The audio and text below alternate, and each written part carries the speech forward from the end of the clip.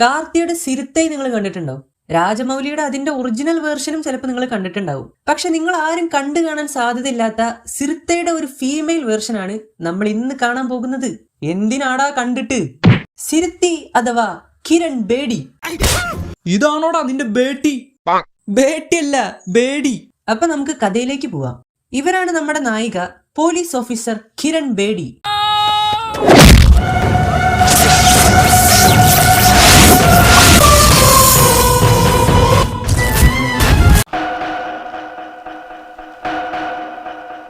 എങ്ങനെയുണ്ട് ബേഡിയുടെ ഇൻട്രോ?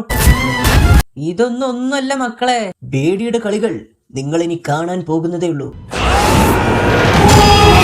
ഇവര് ഈ കാട്ടി കൂട്ടണതൊക്കെ കണ്ടിട്ട് നമുക്ക് മാസായിട്ട് തോന്നാൻ വേണ്ടി ഒരു സ്പെഷ്യൽ BGM തന്നെ ഡയറക്ടർ പടത്തിൽ കുത്തിക്കയറ്റി വെച്ചിട്ടുണ്ട്. ഇതിങ്ങനെ ഇടയ്ക്കിടയ്ക്ക് ഈ പടത്തിൽ വന്നുകൊണ്ടിരിക്കണം. കിരൺ ബേഡിയുടെ നാട്ടിലെ ഏറ്റവും വലിയ ക്രിമിനലാണ് ഭൂപതി. ഇയാൾ അങ്ങനെ ഷർട്ടൊന്നും ഇടാറില്ല. ജ്വല്ലറിയുടെ പരസ്യം പോലെ കുറെ മാലയും നെക്ലസും പിന്നെ ഒരു ഓവർകോട്ടും. അതാണ് നമ്മുടെ ഭൂപതിയുടെ വേഷം. ആരും കൊതിച്ചു പോകും. ഈ ഭൂപതിയെ ഇല്ലാതാക്കുക എന്നതാണ് നമ്മുടെ കിരൺ ബേഡിയുടെ ലക്ഷ്യം. അപ്പൊ ഹീറോയിനും വില്ലനും വന്നു. ഇനി ഒരു പാട്ടാവാം.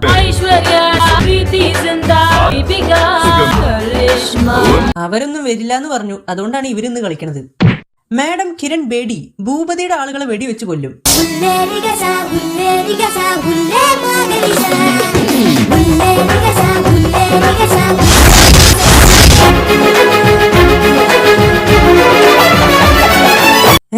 കയ്യിലുള്ള തോക്ക് വലിച്ചെറിഞ്ഞിട്ട് വേറെ തോക്കുകൊണ്ട് ഇവര് വെടിവെച്ച് കൊല്ലാണ്. അല്ല, അപ്പൊ ആ തോക്കുകൊണ്ട് തന്നെ അങ്ങോട്ട് വെടിവെച്ച പോരെ?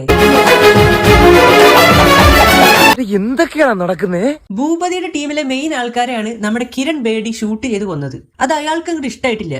അതുകൊണ്ട് ഭൂപതി തന്റെ പവർ ഉപയോഗിച്ച് കിരൺ ബേഡിയുടെ വീട്ടിലേക്ക് ഇൻകം ടാക്സ് ടീമിനെ അയക്കുകയാണ്. ഇനി എന്താണ്ടാവുന്ന നിങ്ങൾക്ക് അറിയാലോ. ബേഡിയുടെ വീട്ടിൽ നിന്ന് കണക്കപ്പെടാത്ത സ്വർണവും പൈസയും അവര് പിടിച്ചെടുക്കുകയാണ്. ഒരു പോലീസ് ഓഫീസർ വീട്ടിലേயே ഇവളോ അബിനും ഗഞ്ചാവും കിടച്ചിരിക്കണா? Shame on your part. So you are under arrest. പക്ഷേ நீங்க தேட வேண்டிய இடம் இன்னொன்னு இருக்கு. அத நான் காட்டுறேன். വീട്ടില് CCTV ഉള്ളതുകൊണ്ട് ഇവര് പൈസയും സ്വർണ്ണമൊക്കെ കൊണ്ടുവന്ന് വെച്ചത് നമ്മുടെ മാഡം കണ്ടുപിടിച്ചു. വളരെ നല്ല കാര്യം, അതൊക്കെ നമുക്ക് വിശ്വസിക്കാം. പക്ഷെ ഇങ്ങനെയൊക്കെ വീഡിയോ ഷൂട്ട് ചെയ്യുന്ന ഒരു CCTV ക്യാമറ, അതും ഡിഫറന്റ് ആംഗിളില്. കട്ടിലിന്റെ അടിയിലാണോ CCTV? ഇവനാണെങ്കിൽ CCTVയിലേക്ക് നോക്കിയിട്ടാണ് സ്വർണ്ണം ഒളിപ്പിച്ചു വെക്കണത്.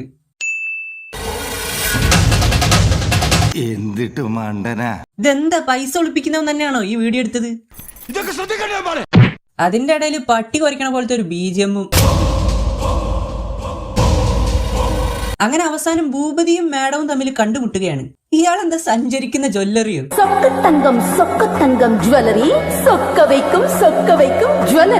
എന്നാ ആ ഓവർകോട്ടിന്റെ അടിയിൽ ഒരു ബനിയനെങ്കിലും ഇടണ്ടേ? ആവശ്യമുള്ള വേറെ പലതും ഇട്ടുണ്ടോന്നാവോ?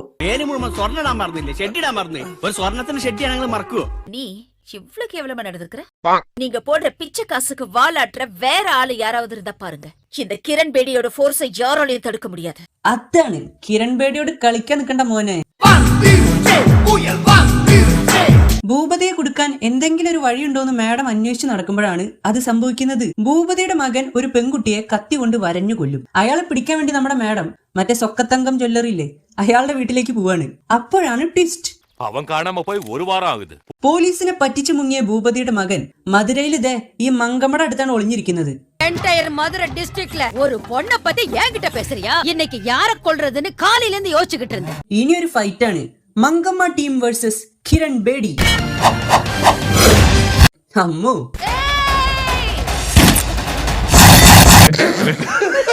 ഇതിലെനി ആരും അധികം നിലം തൊടില്ല കേട്ടോ. ഈ ഫൈറ്റ് മൊത്തം എയറിലാണ്.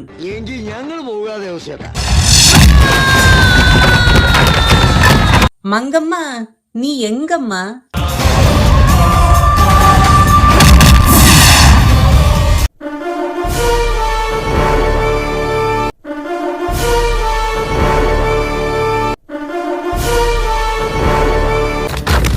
തൂണൊക്കെ പുഴക്കിയിട്ടാണല്ലോ മങ്കമ്മ വരുന്നത്.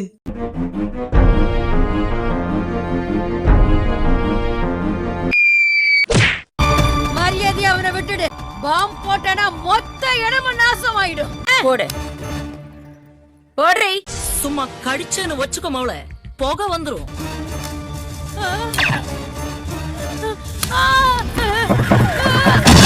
എനിക്ക് തോന്നുന്നത് നമ്മുടെ ഈ കിരൺ ബേഡിയും മങ്കമ്മയും ഒരുമിച്ച് പഠിച്ചവരാണെന്നാണ്. എന്താ മങ്കമ്മ മേക്കപ്പ് ഇടാറില്ല എന്ന് മാത്രം. ഭൂപതിയുടെ മകനെ കൊന്ന് കിരൺ ബേഡി ഒരു പുഴയിലിട്ടു. ഈ സീൻ കണ്ടപ്പോ എനിക്ക് മറ്റേ തെറിയാണ് ഓർമ്മ വന്നത്. കുറച്ചുകൂടെ സഭ്യമാക്കി പറയാവോ, കേട്ടിട്ട് തെറി പറയാണോ എന്നൊരു തോന്നുന്നു. അതായത് മറ്റേ വിജയിന്റെ തെറി സിനിമ ഇല്ലേ, അതാണ് ഓർമ്മ വന്നത്. പക്ഷെ ആദ്യം ഇറങ്ങിയത് നമ്മുടെ കിരൺ ബേഡിയാണ് കേട്ടോ. Sir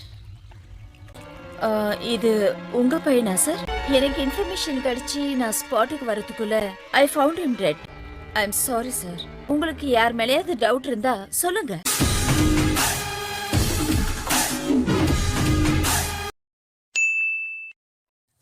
mass. കിരൺ ബേഡി നമ്മൾ വിചാരിച്ച പോലെ അല്ല, മന്ദബുദ്ധിയല്ല. അങ്ങനെ മകന്റെ മേത്ത് മണ്ണിടുന്നതിന് മുന്നേ ഭൂപതി കിരൺ ബേഡിയെ കൊല്ലാൻ വേണ്ടി വരും.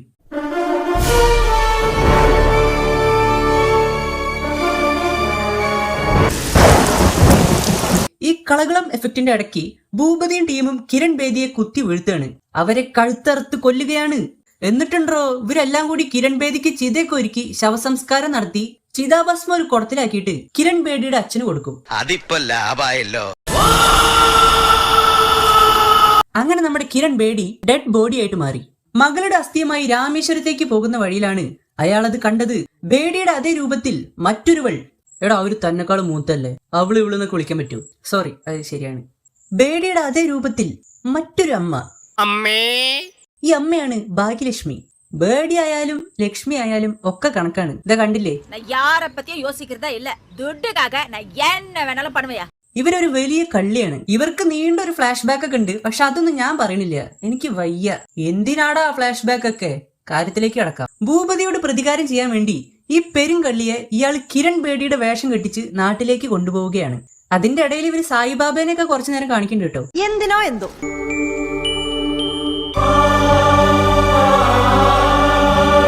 പെരുങ്കള്ളിയായ ഭാഗ്യലക്ഷ്മി അങ്ങനെ കിരൺ ബേഡിയായിട്ട് മാറുകയാണ്.